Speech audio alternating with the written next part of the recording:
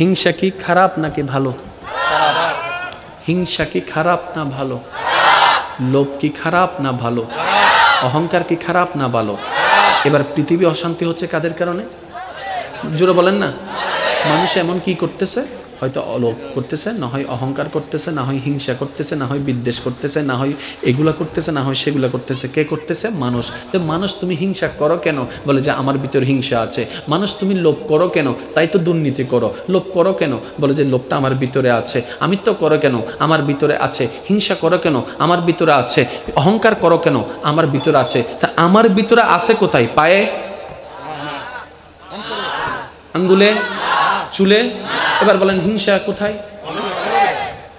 যে হিংসার কারণে আপনি অশান্তি করছেন সেই হিংসার বাড়ি অন্তর। অহংকারের বাড়ি, লোভের বাড়ি, আমিত্বর বাড়ি, বিদ্বেষের বাড়ি, সমস্ত কিছুর খারাপের বাড়ি অন্তর। এবার কোন রকম যদি অন্তরটা পরিষ্কার করে ফেলতে পারেন, এটা নিয়ন্ত্রণ হয়ে যাবে, এটা নিয়ন্ত্রণ হয়ে যাবে, এটা নিয়ন্ত্রণ হয়ে যাবে। এবার টোটাল বিষয়টাকে আমি একদম আপনাদের যেন আলোচকের কাজ হচ্ছে শ্রোতাদেরকে বুঝাই দেওয়া। আমি বলে গেলাম, আপনারা শুনে গেলেন, কোনো কিছুই হলো না, এটা কাজ হবে না। আমলটা তো করতে হবে। তো এই আমলটা হয় কখন? এই আমলটা হয় যখন শেয়ারিটে যেরকম কানেকশনে মিলে ট্রান্সফার হয়, বক্তা এবং শ্রোতাদের দিলের কানেকশন যদি এক হয়, ট্রান্সফার হবে, এটা কাজ হয়ে যাবে। মনে রাখবেন ভাইয়া, মনোযোগ মনোযোগ। চুরি করা ভালো নাকি খারাপ? দুনিয়ার জন্য ভালো নাকি খারাপ? শান্তির কারণ না অশান্তির কারণ? তাহলে যতগুলো অশান্তির কারণ, অশান্তির একটা কারণ হচ্ছে চুরি। এবার চুরিটা কখন হয় দেখেন, 9টা 20 মিনিটে মোকাররম বাড়ির মোবাইল চুরি হয়েছে। কয়টা 20 মিনিট? জোরে বলেন।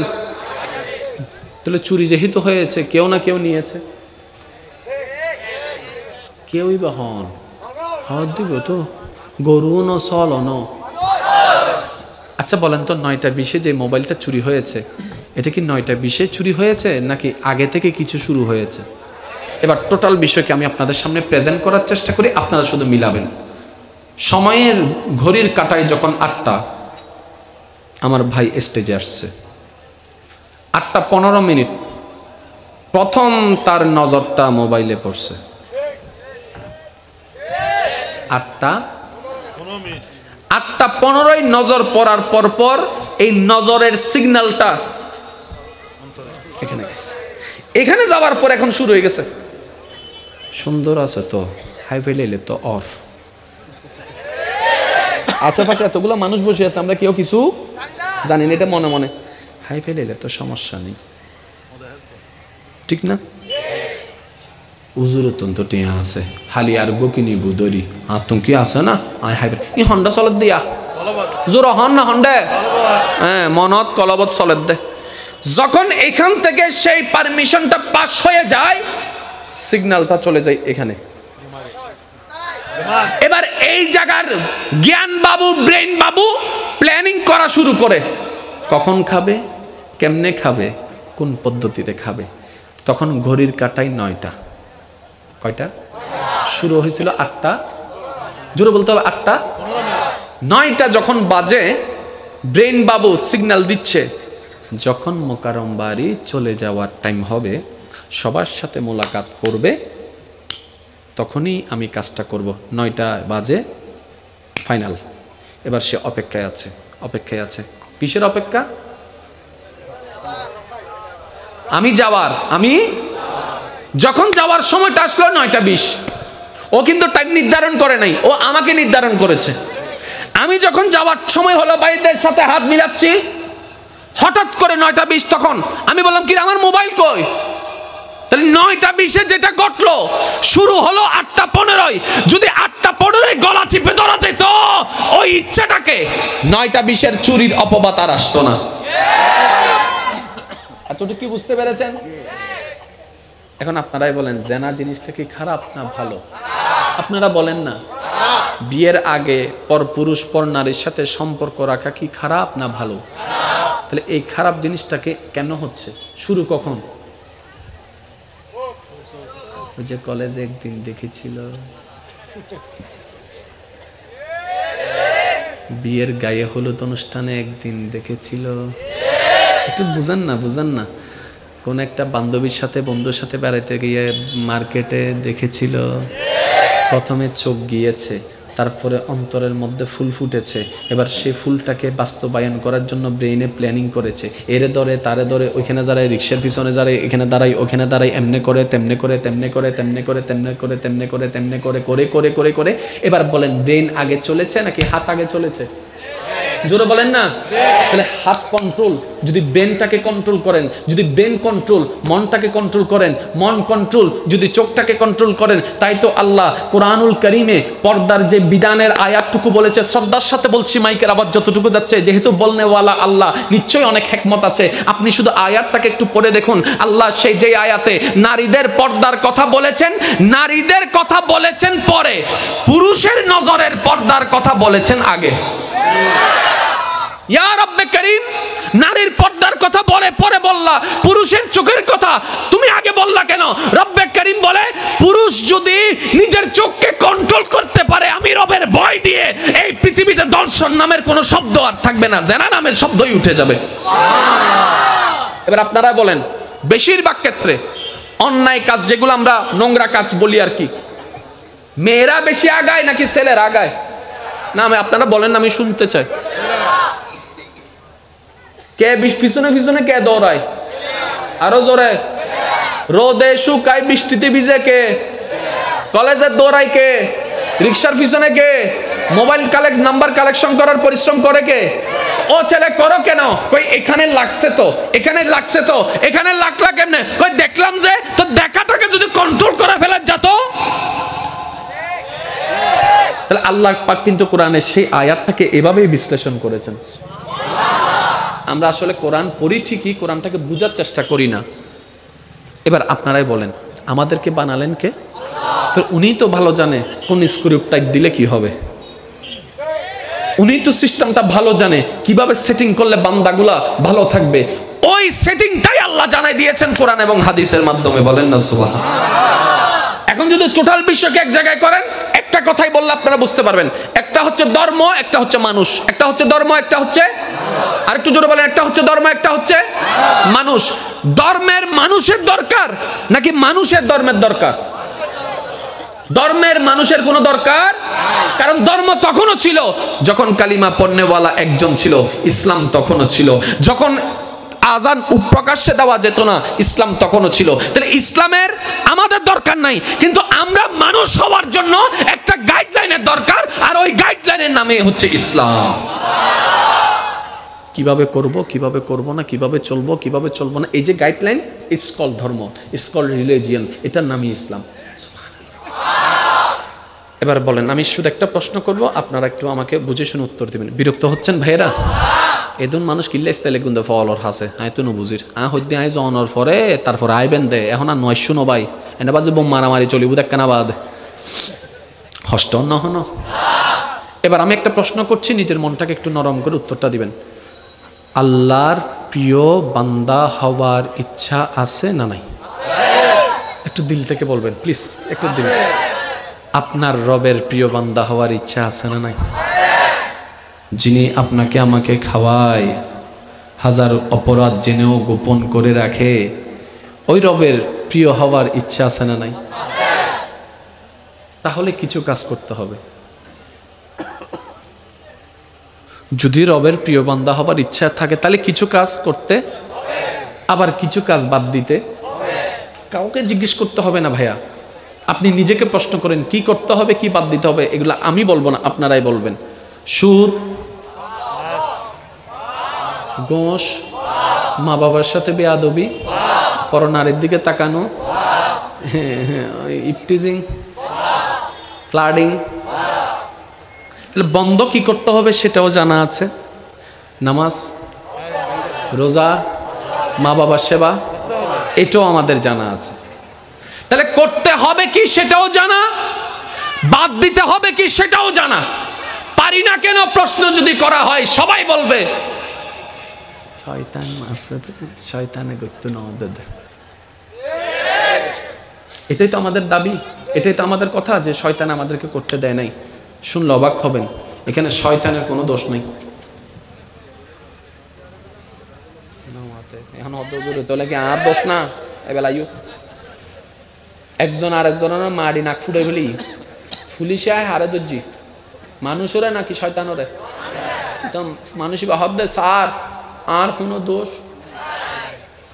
ক্যা ওদিন শয়তানে গোসা লাগাই দিয়ে দে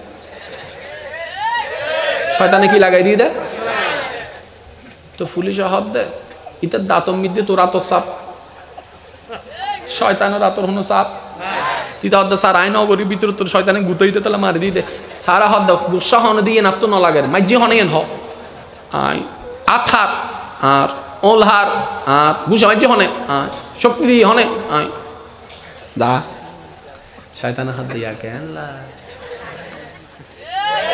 এই কনসেপ্ট গুলো যদি বুঝতে পারি আমাদের সবকিছু ইজি হয়ে যাবে তো মনে রাখবেন শয়তান বান্দা আল্লাহ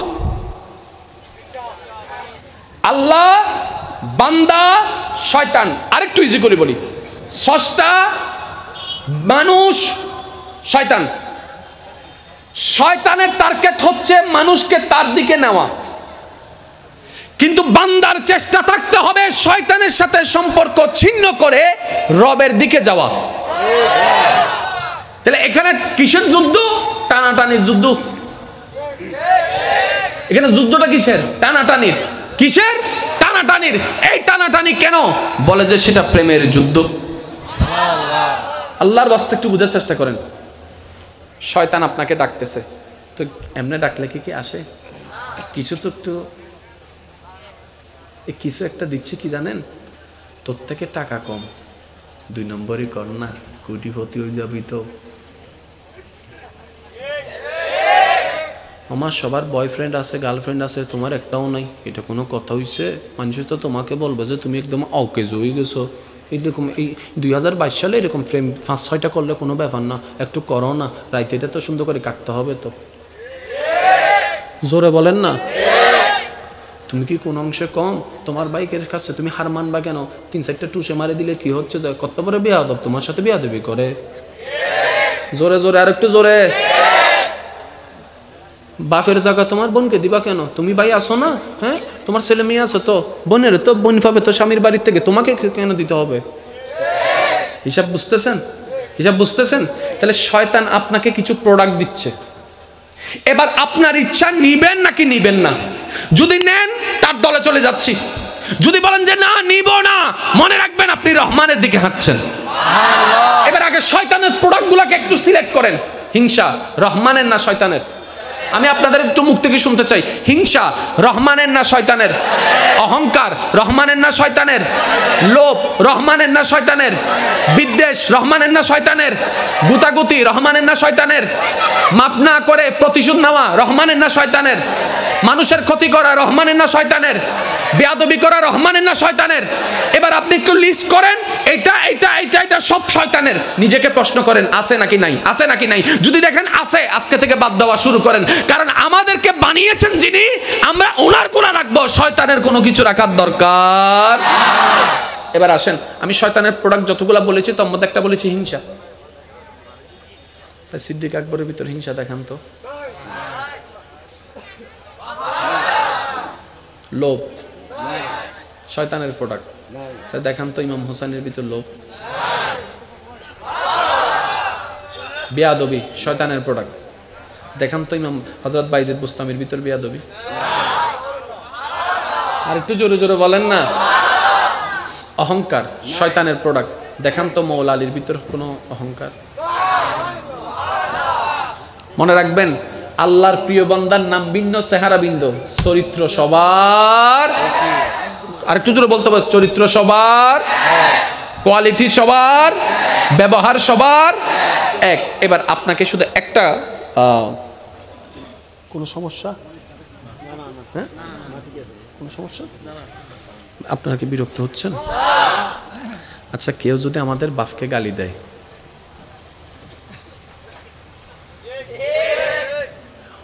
হিন্দি চিল্লে লাভ কি সাহস তাইলে গাছতলায় আসো না আর হতো না এই সিবেত হচ্ছে নমাতে গা জাঙ্গুরি সুপগুরিতে কি মনে হতো না উচুর আরা তো আজই নতুন পয়দা ওই দিই কিচ্ছু তো না জানি কুজারা বেকিং করেনি, হতে কিচ্ছু না জানি।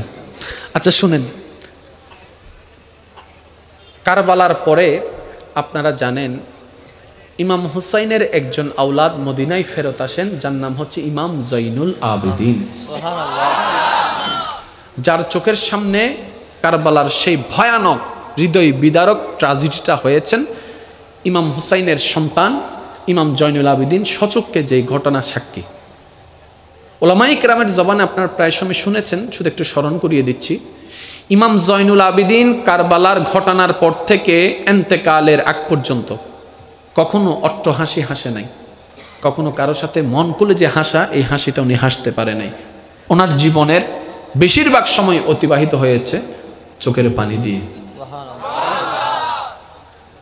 সময়ের পরিক্রমায়, কালের বিবর্তনে এজিদ বাহিনীর পক্ষে যুদ্ধ করা, ইমাম হুসাইনের বিপক্ষে যুদ্ধ করা একজন সৈনিক জান বাঁচানোর চেষ্টায় নিজ দেশ থেকে পালিয়ে মদিনাতুল মুনাওয়ারা শরীফে চলে আসে। এবার যখন মানুষ বিদেশে যায়, যত পরে কোটিপতি হোক না কেন, সে কিন্তু গরিব থাকে, কারণ প্রবাসে সবাই গরিব। কথা বলেন না রে ভাই? নিজের দেশে না থাকলেও বাহাদুরি আছে, কিন্তু পরের দেশে কিন্তু যতই থাকুক বাহাদুরি, সেকেন্ডের মধ্যে যদি আপনার পাসপোর্ট হারা যায় আপনি শেষ, ডলার হারা যায় আপনি কিন্তু শেষ, কারণ ওইখানে কেউ নাই যে যার ঘরে গিয়ে আপনি একটু অবস্থান করবেন। ওই এজিদ বাহিনীর একজন সদস্য মদিনা পাকে নিজের জান বাঁচানোর জন্য যখন আত্মগোপন করতে চলে আসে, এবার থাকার জন্য তার ঘরের দরকার, খাবার জন্য কিছু খাবারের দরকার। কোথায় যাবে কোথায় যাবে, মুসাফির, কোথাও যাওয়ার কোনো ঠিকানা নাই।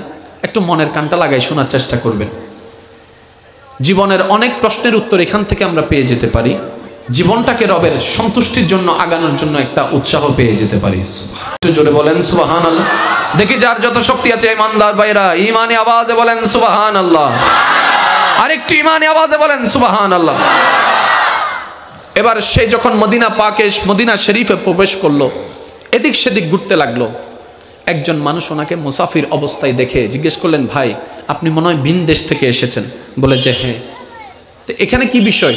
বলে যে আমি কিছুদিন এখানে থাকবো, কিন্তু থাকার জন্য কোনো ঘর, কিন্তু কোনো একটা কিছু যে দিব এরকম টাকাও আমার কাছে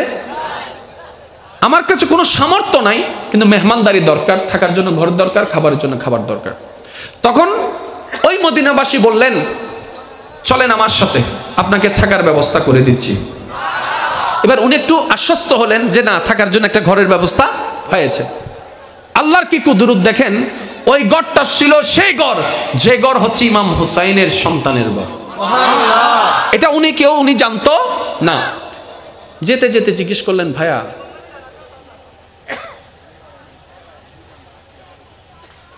এবার যেতে যেতে উনি জিজ্ঞেস করলেন, ভাইয়া আমি কার ঘরে যাচ্ছি? বলে যে রসুলের আওলাদ ইমাম হুসাইনের ছেলের ঘরে। এই কথাটা শোনার সাথে সাথে চোরের মন, সে তো ইমাম হুসাইনের বিপক্ষে যুদ্ধ করেছিল। এবার মনের ভিতরে একটা ছটফটানো শুরু হয়েছে, আমি তো চিনতে পেরেছি উনি তো সেই জন যিনি কারবালায় ছিল, যদি আমাকে চিনে ফেলে তাহলে তো অবস্থা শেষ। জান বাঁচানোর ভয়ে চলে আসলাম, এখানেই জানটা চলে যাবে। মনের মধ্যেই কল্পনা। গেলেন ইমাম জৈনুল আবেদিন আলে রসুল, সুবহানাল্লাহ, ওনাকে সাদরে গ্রহণ করলেন, নিজে না খেয়ে ওনার মেহমানদারির ব্যবস্থা করলেন, নিজের জায়গাটা ওনার জন্য থাকার ব্যবস্থা করে দিলেন। এইভাবে মেহমানদারি করতে লাগলেন, যতটুকু ওনার পক্ষে সম্ভব মেহমানদারি করতে লাগলেন। এবার আপনারাই বলেন, মানুষ যতই খারাপ হোক না কেন, দিন শেষে কিন্তু গিলটি ফিল কাজ করে, অনুশোচনা কাজ করে, লজ্জাবোধ কাজ করে। যেমন রাগ যখন উঠে হাজার কিছু বলে ফেলি, রাগ যখন ঠান্ডা হয় তখন কিন্তু মনের ভিতরে একটা লজ্জা লাগে, না আসলে এভাবে বলাটা ঠিক হয় নাই, এভাবে করাটা ঠিক হয় নাই, একটা লজ্জাবোধ। এটা হচ্ছে মনুষ্যত্ববোধ। বিরক্ত হচ্ছে না তো আপনারা? যতই উনি মেহমানদারি পাচ্ছে, কেমন যেন ওনার গালের মধ্যে জোতার বাড়ি পড়ছে, এমনই অনুভব হচ্ছে। কার সন্তান আমাকে এমন মেহমানদারি করছে, চিনে না জানে না, যার বাবাকে আমি হত্যা করেছি, ভিতরে একটা লজ্জাবোধ কাজ করছে। 3 দিন থাকার পরে উনি ওই ঘর থেকে বিদায় নিতে যখন নিচ্ছেন, তখন ইমাম হুসাইনের আওলাদ ইমাম জয়নুল আবেদিন ওনার পথ খরচের জন্য সামর্থ্য মতো ওনাকে কিছু টাকা দান করেন। একদিকে থাকার ব্যবস্থা করে দিল, নিজে না খেয়ে খাওয়ার ব্যবস্থা করে দিল, আবার আসার সময় কিছু পথ খরচের টাকাও ব্যবস্থা করে দিল। এবার প্রত্যেকটা ভালো কাজ ওনার জন্য, ওই ব্যক্তিটার জন্য একটা মেন্টালি ভাবে টর্চার হওয়া শুরু করছে লজ্জাবোধের কারণে। উনি এবার বিদায় নিয়ে চলে যাওয়ার সময় হঠাৎ করে মনুষ্যত্ববোধ জেগে উঠলো। উনি আবার রিটার্ন আসলে ইমাম জয়নুল আবেদিনের ঘরে, আসার পরে দরজা নক করলেন, উনি দরজা খুললেন। খোলার পরে ওই ব্যক্তিটা বলে, ভাই আপনি মনে হয় আমাকে চিনতে পারেন নাই, তাই আমাকে এমন মেহমানদারি করেছেন, আপনি মনে হয় আমার পরিচয় জানলে এত মেহমানদারি করতেন না। ইমাম জয়নুল আবেদিন তার কথা শুনে চোখের পানি ছেড়ে ছেড়ে দিয়ে বলে, আমি আপনাকে প্রথম দেখায় চিনতে পেরেছি, আপনি তো সেই ব্যক্তি যে আমার বাবা ইমাম হোসেনের পিঠের পিছনে প্রথম আঘাত করেছিলেন, আমি আপনাকে দেখেই চিনতে পেরেছি। আপনি আমাকে চিনতে পেরার পরও এত মেহমানদারি আপনি করেছেন? হ্যাঁ। ঘরের মধ্যে রেখেছেন? হ্যাঁ। আমরা হলে তো সেটা করতাম না, আপনি করলেন কেন? ইমাম জয়নুল আবেদিন কি উত্তরটা দিয়েছেন দেখেন, ওই দিন যেটা তোমরা করেছিলা সেটা তোমাদের মেহমানদারি, আজকে যেটা আমি করেছি সেটা নবী বংশের মেহমানদারি। আপনি আমি না সেই নবীর উম্মত? ওনারা বিশ্ব জয় করে দিয়েছেন হামলা দিয়ে নয়, মহাব্বত দিয়ে। মনে রাখবেন আজকে আমার কথা, যে দুই একজন আমাকে ভালোবাসে, আমি তাদের কাছে একটা শ্রদ্ধার সাথে একটা কথা শেয়ার করতে চাই। আমাকে যদি ভালোবেসে থাকেন, প্রতিশোধ নেওয়ার শান্তিটা সাময়িক, ক্ষমা করে দেওয়ার শান্তিটা অনন্তকাল। আপনি যখন প্রতিশোধ নেবেন 2 মিনিট 5 মিনিট 10 মিনিট আপনার একটা স্যাটিসফ্যাকশন কাজ করবে, এক সপ্তাহ পর সেটা আপনার আর মনে থাকবে না, ওই রকম ফিলটা কাজ করবে না।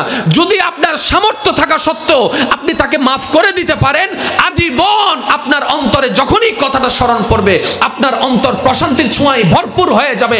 এমনও হতে পারে আপনি যখন আল্লাহর দিকে তাকিয়ে আল্লাহর বান্দাকে মাফ করে দিবেন, আল্লাহ হয়তো আপনার সারা জীবনের গুনাহ মাফ করে দিতে পারে। কনসেপ্টগুলো আমরা শিখি না, আমরা বুঝি না। আচ্ছা, চিল্লাইলে তো নিজের লস।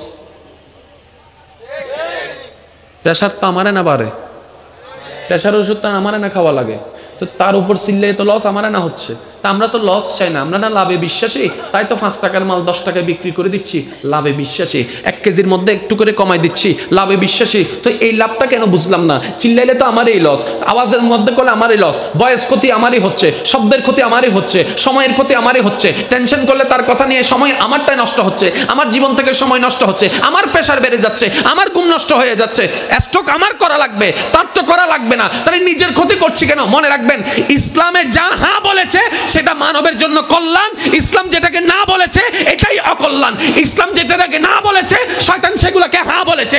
ইসলাম বলে যে অহংকার করিও না, শয়তান বলে অহংকার করো। ইসলাম বলে রাগ করিও না, শয়তান বলে রাগ করো। এবার আপনার আমার সিদ্ধান্ত, নিব কোনটা, ইসলামেরটা নাকি শয়তানেরটা? নেওয়ার দরকার ইসলামেরটা, নিয়েছি শয়তানেরটা। দিন শেষে লস আমাদের, দুনিয়াতেও ক্ষতি, পরকালেও ক্ষতি। আর কত? সত্যি করে একটা কথা বলেন, আমি কারো পক্ষ বলি না, বিপক্ষ বলি না, আমি সবসময় আমার নফসের বিপক্ষে, আমি সবসময় আমার কলবের পক্ষে। আমি অযোগ্য, আমি গুনেহগার, আমি একদম নালায়েক। আপনাদেরকে বলার মাধ্যমে নিজেকে বলছি মূলত। একটু খেয়াল করবেন, আল্লাহর প্রিয় বান্দা হওয়ার ইচ্ছা? সত্যি সত্যি ইনশাল্লাহ বলেন না? মন থেকে বলেন, কারণ মনের ডাকটা কিন্তু রবের কাছে তাড়াতাড়ি কবুল হয়ে যায়। I love you, I love you, I love you, I love you, I love you, I love you, I love you সারাদিন বললে কাম। আগে চোখে চোখ তো রাখেন, আওয়াজটাকে যত, কথাটা যত মধুর, আওয়াজটাকে সে মধুরে আনেন না। অনেকে বলি না নামাজ পড়ি কিন্তু শান্তি পাই না, নামাজ পড়ি মনোযোগ আসে না। আমি বললাম, প্রেম করার সময় আশেপাশের কোনো খবর থাকে? গেম খেলার সময় আশেপাশে কোনো খবর থাকে? জোরে বলেন না। গেম খেলার সময় কে ডাকছে খবর থাকে? এমন এখানে অনেকে আছে, গেম খেলতে বসলে তার মা যদি তার সামনে, ওড়ো আইসো না, এই হন্ডে ডাহত, একজন হতে তো মা ডাহাত দেয়, হতে। এবার জিনিসটা আমি আপনাদেরকে বুঝাই দিই, শুনে কোন জায়গা দিয়ে? শোনার জন্য কি দরকার? কানের দরকার। শোনার জন্য কি দরকার? অনেক সময় দেখবেন আপনার কোনো বন্ধু বান্ধব পরিচিত, হুজুর আসছেন, হুজুর আসছেন, জন্ম আমার নবীর যুগে হলে কেমন হতো জন্ম আমার নবীর যুগে হলে দুনয়নে রসূল পাক দেখিলে কেমন হতো দুনয়নে রসূল পাক দেখিলে কেমন হতো জন্ম আমার নবীর যুগে হলে আসতো বেশে হযরতে বিলালের মধুর আযান যেই আযানে ছিল এমন প্রেম মুগ্ধ রহমান দয়াল নবীর পিছে নামাজ পড়লে কেমন হতো দুনয়নে রাসূল পাক দেখিলে কেমন হতো জন্ম আমার নবীর যুগে হলে উচ্চ আওয়াজ একবার বলেন মারহাবা। আজকের মাহফিলের সম্মানিত মেহমানে আলা আমার প্রাণপ্রিয় ভাইজান তাশরিফ এনেছেন, স্বাগতম জানিয়ে একবার বলেন মারহাবা, আর একটু জোরে বলেন মারহাবা। আল্লাহ পাক ওনার হাজিরিকে কবুল করুক, আমাদের হেদায়েতের জন্য ওনার জবান থেকে আল্লাহ পাক হেদায়েতের বাণী আমাদের অন্তর পর্যন্ত পৌঁছার তৌফিক দান। প্রিয় ভাই উপস্থিতি, আমি বিদায় নিচ্ছি আপনাদের কাছ থেকে, কথাটা একটু শেষ করে নিচ্ছি যেহেতু ভাইজান উপস্থিত হয়েছেন। আল্লাহর প্রিয় বান্দা যদি হওয়ার ইচ্ছা থাকে, এতদিন যা করার করছি, যেমন করছি যেভাবেই করছি, এখন অন্তত জীবন একটু ব্রেক লাগা দরকার। জীবনের গাড়িতে একটু ব্রেক চিপে ধরার দরকার, একটু ব্রেক করে পিছনে তাকানো দরকার। আচ্ছা, কাউকে কিছু বলবো না, শুধু একটা কথা বলবো। রাত্রে যখন আজকে ঘুমাতে যাবেন, আমরা যখন ঘুমাতে যাব, সব কাজ শেষ করার পরে যখন শুবেন, শোয়ার পরে একটু চোখ বন্ধ করে নিজের অতীতের লাইফটাকে একটু খেয়াল করবেন, ক্যালকুলেশন করবেন, নিজেরটা নিজে। কাউকে কিছু বলতে হবে না, পাশে যেই থাকুক না কেন কাউকে কিছু বলতে দিতে হবে না, নিজেরটা নিজেই। দেখবো আমরা এইভাবে চিন্তা করলে পুরা জীবনটাই অতিবাহিত হয়েছে, অনেক কিছুই ঘটেছে, কিন্তু টোটাল হিসাব করলে দেখবেন যে জিরো করে দেখবেন। টোটাল হিসাব করে দেখলে, জোরে বলেন টোটাল হিসাব করে দেখলে, তাহলে আমাদের জীবন যদি আমাদের বিবেকের জ্ঞানে জিরো হয়ে যায়, আল্লাহর বিচারে তো আরো বড় খারাপ অবস্থা হয়ে যায়। কোন বান্দা যেন জাহান্নামে না যায়, সেজন্য নবী রাহমাতুল লিল আলামিনের চরিত্র মোবারককে আল্লাহ প্রদান করেছেন। ওই নবীর জীবন চরিত্রে দেখবেন রাগ, হিংসা, অহংকার, লোভ, এগুলোকে মেরে ফেলতে হবে। এখন প্রবলেমটা কোথায় জানেন? মারবো কেমনে? প্রবলেম এই জায়গায় যে মারবো কেমনে। করোনা তুমি বাঁচি বেললে তো 10 কান হারানো বুতের 1 কান পাই। হিংসা তুমি কেন বাচ্চুম এজন্য মাতের তো শীত তুমি বাঁচি বেললাই হিংসা তুমি বাচ্চুম কেন মাইলে ফিরে 1 কান জায়গা এন জায়গা ঢুকি দা তো ঢুকেন না বাড়ির ডাক্তারও যাই হইতে ডাক্তার আর মনোমিতি হিংসা বরি কি আর একখানে পরিষ্কার করি তো না ডাক্তার হয়তো তোর হনো ঠিক না তাইলে আরে হ এই জন্য মাথা না ঠিক না বে ঠিক। তাহলে পৃথিবীর সমস্ত রোগের জন্য ডাক্তার আছে, এক এক দেশের এক এক ডাক্তার, কিন্তু এমন একটা জায়গা আছে যেটা রোগাক্রান্ত হয়ে গেলে কোন ডাক্তারের কাছে গেলে চিকিৎসা হবে না, আর ওই জায়গাটার জন্য যদি চিকিৎসা করাতে চান তাহলে একটা জায়গায় যেতে হবে, সেটা হচ্ছে নবী রাহমাতুল লিল আলামিনের দরবার। এবার একদম বুঝে শুনে বলি, অনেক হিংসাওয়ালা নবীর কাছে এসেছেন, নবী চিকিৎসা করে দিয়েছেন আল্লাহর হুকুমে, অন্তর হিংসা মুক্ত, অন্তর লোভ মুক্ত, অন্তর অহংকার মুক্ত, অন্তর বিদ্বেষ মুক্ত। এবার যখন সবকিছু নোংরা জিনিস বের হয়েছে, ওনার জবান কন্ট্রোল, ওনার হাত কন্ট্রোল। এই মানুষ কারোর জন্য অভিশাপ হয় নাই, বরং এমন একটা জীবন পেয়েছে। আজকে 2022 সালের মানুষে এসে সিদ্দিক আকবরের জীবনীর নাম শুনে সুবহানাল্লাহ বলতে পারত। সত্যি করে একটা কথা বলেন, বাবার নাম জানা আছে না? আছে যে আসা হ না, বাবার নাম জানা আছে না? দাদার নাম, দাদার বাবার নাম হদ্দ হুজুর আয় জানি, আহদি ভাইয়া তুই কেন জানো এন বুঝছি আর এস তাই নিয়ে দে। আচ্ছা ইভেন আর দাদার বাপ আমার মা তো না, তো দাদার বাবু দাঁড়ার দূরত্ব বছর 100 বছর, বেশি তো বেশি, ঠিক না? 100 বছর যে আগে নিজের রক্তর মানুষ নাম জানা সাইবার খবর হন্ডে কি জানি, ঠিক না ভাই? ঠিক ওয়া নবীর সাহাবা আছিল বলে জিবা বলে নবীল্লা মক্কা তো মদিনা হিজরত গে জীবের নাম মান কি দে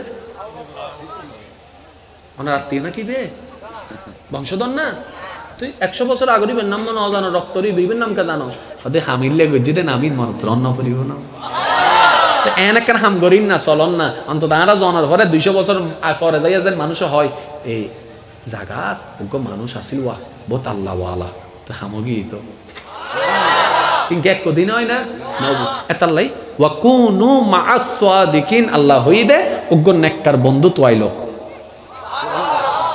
ইবেল্লা তাকতে তাকতে তাকতে দেবে তো গসা লাগতে তুইও নেককার গিয়ে ডন করে হন না সুবহানাল্লাহ।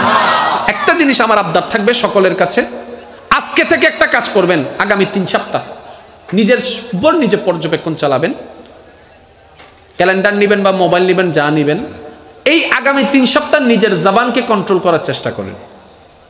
অপ্রয়োজনীয় কোনো কথাই বলার দরকার নেই, প্রয়োজন যতটুক বাস অতটুক বলবো, এর বাইরে কয় সপ্তাহ? 3 সপ্তাহ কি বেশি কঠিন হবে ভাইয়া? 1 মাসও কিন্তু বলিনি, 3 সপ্তাহ। আপনি 3টা সপ্তাহ নিজের জবানকে একটু কন্ট্রোল করেন, দেখবেন অনেক সময় হবে কি মনে বলবে হসনো হসনো হসনো হসনো, আসলে কি ওনার মনে হদ দেন হইতে হওয়ার দে তিতের হাতা দেখতেন কা ইতা আর হাওয়াই না তেলিতের হাতা ধরার দরকার এটা হবো দে হসনো হসনো অন হইবেন দেই সব হইবেলে জিব্বা দরকার আই জিব্বে বেড়ে দাঁতল আয় হরাই দজি সাই তুই ফাইলে হগো নামাতত্ব মনে হদ দে সারিকা দর 3 গান 4 গান উনাই দে শোনা তুই হগো 3 সপ্তাহ গরিস দেবে তো তোমার মনে নেন শান্তিও বুধো ভাই তুই হবে তো মাইলে ফিরের সহ্য করো না তোর বড় শান্তি তো সহ্য উনো না আরেকখান জোর হন না সুবহানাল্লাহ। এই যে অমানুষ থেকে মানুষ হওয়ার জন্য যে সাজেশনটা দরকার, এই সাজেশনের নামই হচ্ছে ইসলাম, আর সেই ইসলামের রাহবার হচ্ছে নবী রাহমাতুল লিল আলামিন। সুবহানাল্লাহ। আল্লাহ আমাদের সবাইকে বুঝার তৌফিক দান করুন। সেই সবাই মিলে একটা নাতে রাসূল পড়ি ইনশাআল্লাহ, এরপরে বিদায় নিব। নূর ওয়ালা नूर लेकर आया है सारे आलम में, ये देखो कैसा नूर छाया है। अस्सलातु वस्सलामु अलैका या रसूल अल्लाह, अस्सलातु वस्सलामु अलैका या, সবাই মিলে কি আওয়াজে আসসালাতু ওয়াসসালামু আলাইকা ইয়া রাসূলুল্লাহ, আসসালাতু ওয়াসসালামু আলাইকা ইয়া। এবার যার যত শক্তি আছে ঈমানি আওয়াজ একবার বলেন সুবহানাল্লাহ, আর একটু মহব্বতের আওয়াজে লাগাই বলেন সুবহানাল্লাহ। এবার বলেন আলহামদুলিল্লাহ, এবার বলেন লা ইলাহা ইল্লাল্লাহ, লা ইলাহা ইল্লাল্লাহ। এবার কষ্ট করে একটু 2 হাত তুলেন, 2 হাত তুলে ঈমানি আওয়াজ একবার বলেন আল্লাহু আকবার, আল্লাহু আকবার, লা ইলাহা ইল্লাল্লাহ, মুহাম্মাদুর রাসূলুল্লাহ সাল্লাল্লাহু আলাইহি ওয়াসাল্লাম।